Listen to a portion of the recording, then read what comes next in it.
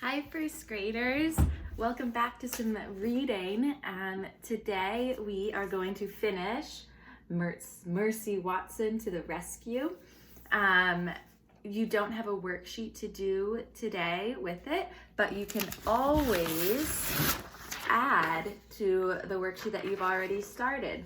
So if there's more that we read that you'd like think, ooh, I could add more detail to what happens to the character, or I can draw another little picture about how the character feels, feel free to do that. You certainly can do that. And as for reading today, your reading jobs for today, you're just doing your phonics and reading for 15 minutes reading to yourself. So let's get on with Mercy Watson. So this is where we ended yesterday.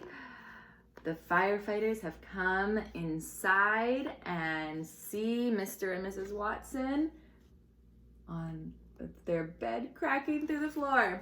So Ned and Lorenzo are the firefighters. So in chapter 9 it says, Ned and Lorenzo ran towards the call for help. They went to the Watsons' house. Help! Ned and Lorenzo looked up. They saw a bed hanging out of the ceiling. They saw Mr. and Mrs. Watson holding on to the bed for dear life. We're saved, cried Mr. Watson.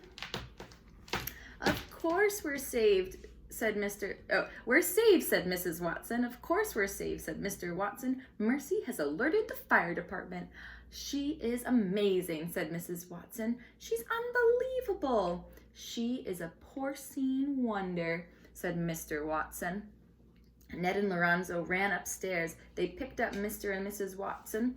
The Watsons' bed sighed loudly and crashed all the way through the floor. Just in time. Boom! Mr. Watson looked at the hole where the bed used to be. I've always believed very firmly in the fire department, said Mr. Watson. So have I, said Mrs. Watson. As have I, said Mrs. Watson. As have I. From outside the Watsons' house came a squeal. Gotcha, shouted Eugenia. Well, remember, Eugenia was chasing Mercy. Here's chapter 10. Ned and Lorenzo and Mr. and Mrs. Watson went outside. Eugenia was sitting on the ground. Her arms were wrapped around Mercy's neck. Her cheek was resting on Mercy's back. Eugenia was breathing heavily. This pig, she said, was on my property. We'd prefer that you do not call her a pig, said Mrs. Watson. We would prefer that you call her a porcine wonder, said Mr. Watson. After all, she did save us. She's a hero. She's a pig, said Eugenia. She started to cry. There, sister, said Baby. She bent over and patted Eugenia on the back.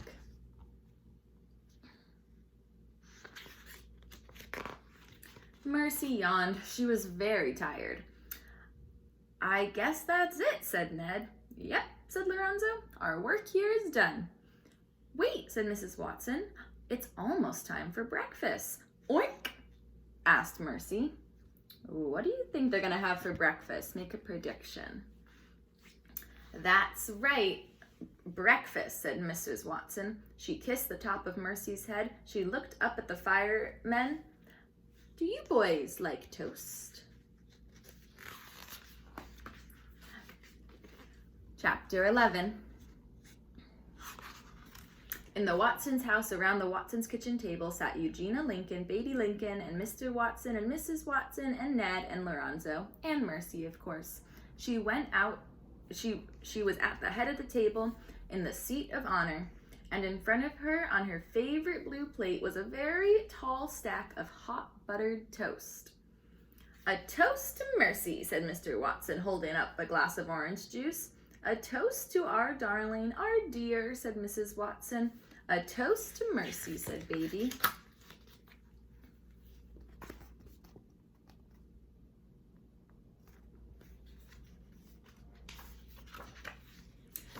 In my opinion, said Eugenia, pigs should not be toasted. In my opinion, pigs do not belong at the kitchen table. To our hero, said Mr. Watson. Where would we be without Mercy? Yes, said Mrs. Watson. Who would have saved us? I can't imagine, said Ned. Me neither, said Lorenzo. They all clinked glasses. Mercy had another piece of toast.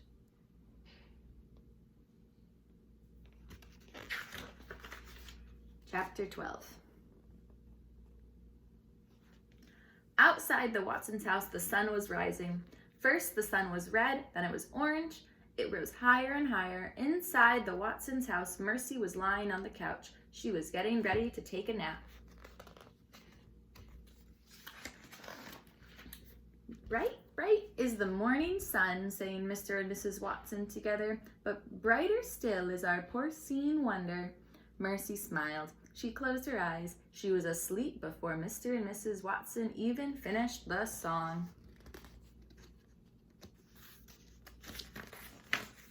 And that's the end.